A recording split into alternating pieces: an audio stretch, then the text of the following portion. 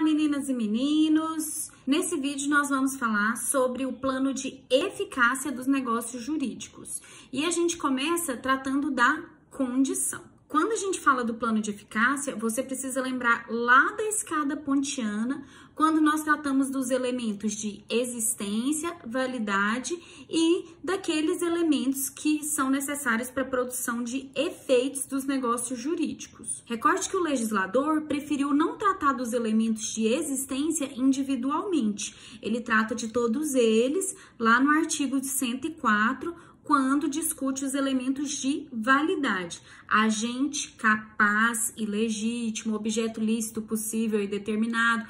Todos esses são elementos essenciais do negócio jurídico. Ou seja, se não tiver, nem tem negócio, né?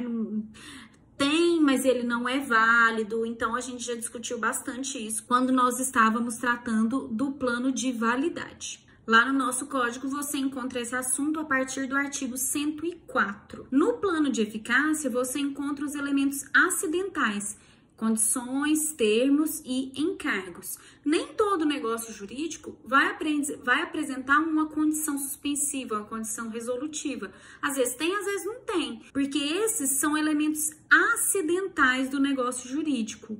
Esse assunto no código pode ser encontrado a partir do artigo 121. Mesmo que haja um elemento acidental do negócio jurídico que subordine a produção de efeitos do seu negócio, de acordo com o artigo 130, a pessoa que tem direito eventual, ou seja, direito que está sujeito a condições, enfim, ela pode praticar atos destinados à conservação desse direito. Alguém te fala que vai te entregar um bem depois de determinado evento. Aí a pessoa começa a usar o bem sem nenhum cuidado, você tem que ficar lá olhando aquilo acontecer, como se fosse acabar tudo bem. Deus me livre. Claro que as medidas que você vai tomar vão depender muito mais do tipo de ação que está sendo cometida, do procedimento que está sendo realizado.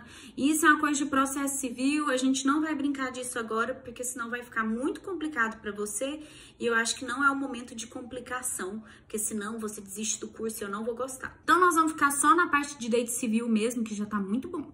Sobre o nosso primeiro elemento, que são as condições.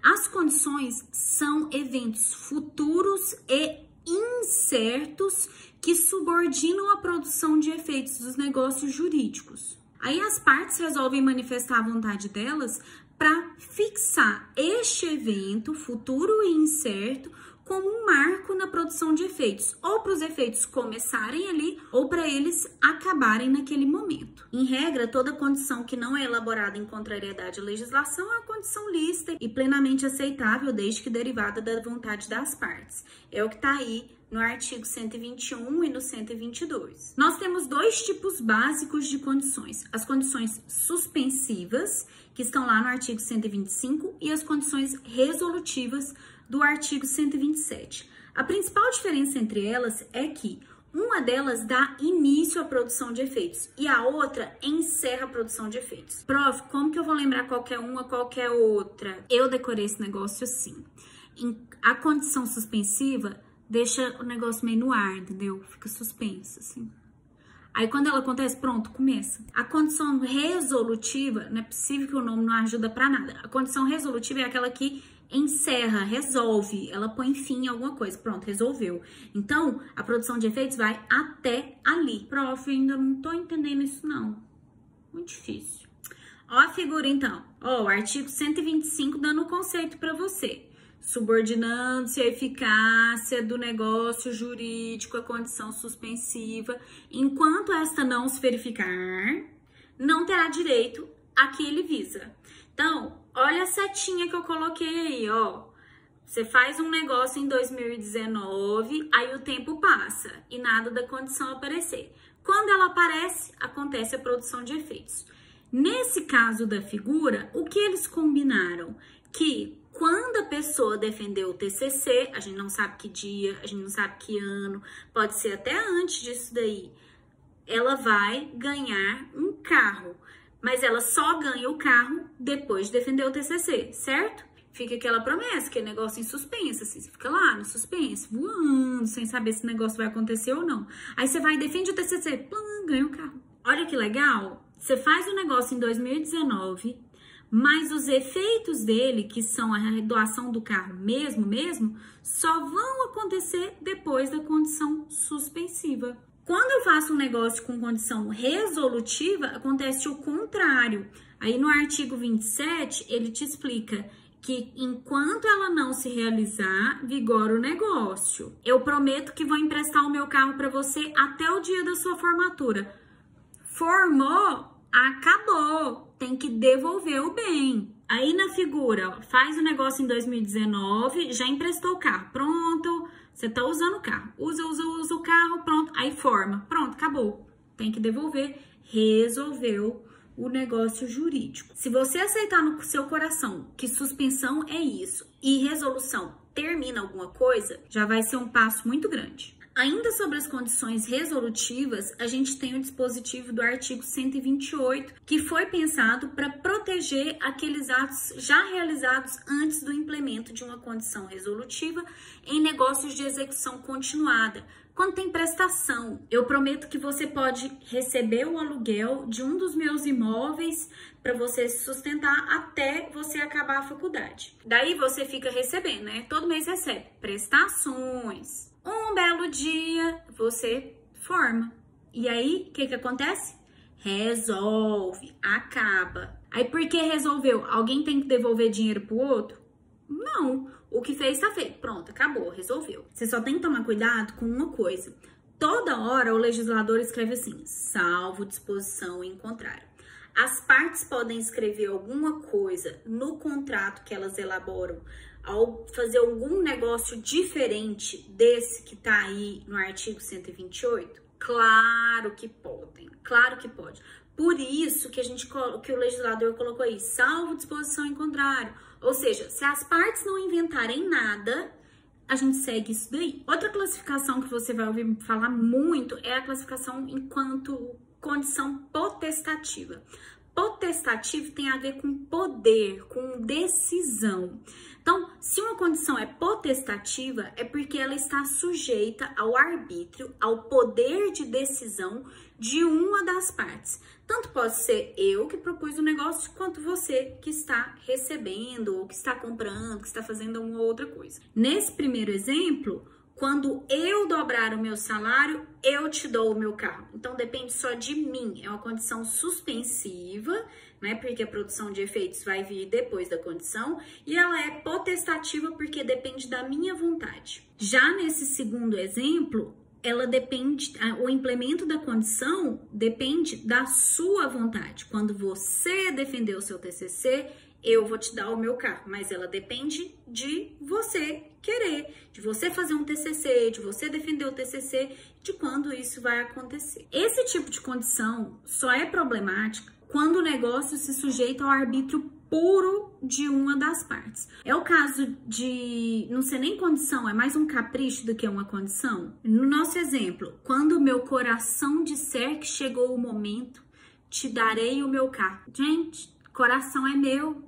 Quem é que garante que o coração falou alguma coisa? Esse tipo de condição sem cabilógica aí, pelo artigo 122, não pode. São condições defesas, quer dizer que não pode. Além das condições potestativas, a gente tem também as condições causais, que são aquelas que não dependem das partes envolvidas para sua verificação. No nosso exemplo, o futebol voltou, se o Santos for campeão da Libertadores, te darei o meu carro.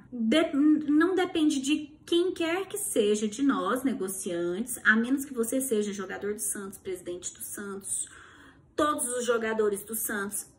Aí depende de você. Mesmo assim, ainda tem ganhado um monte de gente. Lá no artigo 23, o legislador te fala das condições que invalidam negócios jurídicos. As primeiras são as condições impossíveis, física ou juridicamente. Um exemplo de condição fisicamente impossível tá aí, ó. Se você for a pé do Rio a Salvador em 2 horas, te dou o meu carro. Não tem jeito de fazer isso, é fisicamente impossível. Então, o negócio, se vier sujeito a essa condição, ele é inválido. Então, a invalidade do negócio atinge os efeitos lá desde 2019, não é desde 2024, não. Desde o começo ele já era inválido. A condição também pode ser juridicamente impossível quando ela determina que você faça ou alguém faça algo que juridicamente não é permitido. Coloquei para você o exemplo do Pacta Corvina no 426 do Código Civil. É proibido negociar a herança de pessoa viva. Então, se a gente faz uma condição que contenha esse tipo de ato, ela invalida também o seu negócio jurídico, porque é uma condição suspensiva e não tem como ela acontecer, não pode. Se a condição impossível for resolutiva, ela não vai invalidar o negócio jurídico. Lembra, a condição resolutiva é aquela que acaba com os efeitos, né? Resolve, termina com os efeitos. A condição é impossível. Ela vai acontecer quando? Nunca. Então, o negócio é válido, ele vai produzir efeitos e a gente vai entender que a condição ela é inexistente, conforme está aí no artigo 124. Outra condição que invalida o negócio jurídico nos termos do 123 é a condição ilícita ou de fazer coisa ilícita. Se você pichar a casa da minha ex, eu te dou o meu carro. Não pode, então, desde o começo, o negócio é inválido. A mesma coisa acontece para as hipóteses de condições incompreensíveis ou contraditórias. Essa condição aí do nosso exemplo não faz o menor sentido. Se você se comprometer a recusar minha doação, te dou o meu carro, oi, não tem nada a ver isso. O legislador também traz uma disposição interessante no artigo 126, que fala de novas disposições relacionadas a um negócio já sujeito à condição suspensiva. Para você entender isso, eu trouxe o exemplo da venda com reserva de domínio. A venda com reserva de domínio está lá no artigo 521 do Código Civil. Alguém vende alguma coisa, parcela e só depois do pagamento de todas as parcelas é que se faz a transferência da propriedade. Ó, o Pink vende esse carro por 20 mil reais para o Cérebro. E aí ele parcela em 10 vezes e fala, ó, só transferirei a propriedade após a quitação.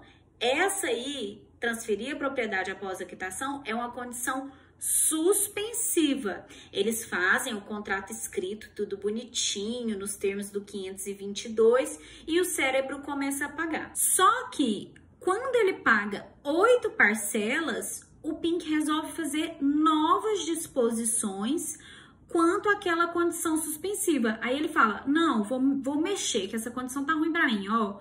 Só transferirei a propriedade se você pagar outras 10 parcelas. E o coleguinha Cérebro, acertadamente, diz que vai ligar para a advogada dele, porque isso é um absurdo. Esse tipo de disposição, ele é incompatível com o negócio que foi feito anteriormente.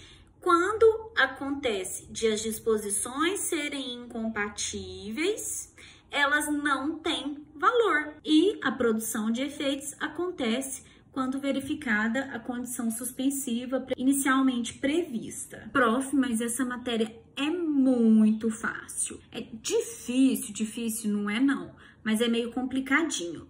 Toma cuidado e leia as disposições do Código Civil com muita atenção.